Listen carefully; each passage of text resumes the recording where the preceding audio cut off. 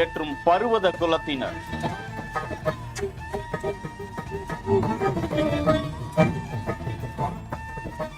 பார்வதி தேவியின் வம்சத்தினரா? அவர்கள் மட்டும்தான் தீபத்தை ஏற்ற முடியுமா?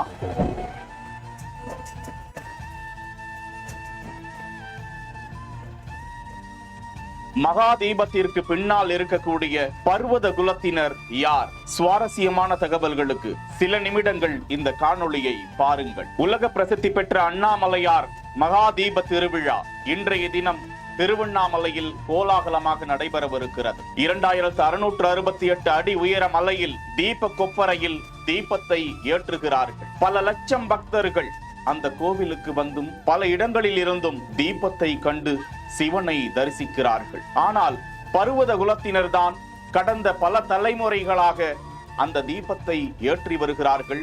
அவர்களுக்கு மட்டுமே அந்த உரிமை கொடுக்கப்பட்ட தகவல் வெளியாகி இருக்கிறது. பர்வத ராஜகுலத்தினர் என்பவர்கள் தான் சுமார் 15 தலைமுறைகளுக்கு மேலாக தீபத்தை ஏற்றி வருகிறார்கள். புராண வரலாறுகளின் தகவலின்படி பர்வத ராஜ மன்னரின் மகள்தான் பார்வதி தேவி என்றும், இவர்கள் மீன்பிடி தொழிலை மையமாக கொண்டு வாழ்வதால் மீனவர்கள் என்றும் செம்படவர்கள் என்றும் அழைக்கப்பட்டார்கள் என்றும், அப்போதிலிருந்து இன்று வரை பார்வதி தேவியின் வம்சத்தார்கள் மட்டுமே அந்த மகா தீபத்தை ஏற்றி வருகிறார்கள் என்ற தகவல் கிடைத்திருக்கிறது. தீபம் ஏற்றக்கூடிய நபர்கள் மகா தீபத்திற்கு முந்தைய 48 நாட்கள் கடுமையான விரதம் மேற்கொள்வார்களாம். அந்த மலை மீது கால் தடத்தை மிதித்து ஏறி செல்கிறோம் என சிவனை மன்னிப்பு கேட்டு வேண்டிக் கொண்டு பல பூஜைகளையும் அவர்கள் செய்து செப்பால் ஆன அந்த மிகப்பெரிய கொப்பரையை தயார் செய்து 2668 அடி உயர மலை உச்சிக்கு அதனை எடுத்து சென்று அதன் மேல் பாகத்தில் ஏராளமான சூட கட்டிகளை வைத்து தீப திருநாளை தீபம் ஏற்றி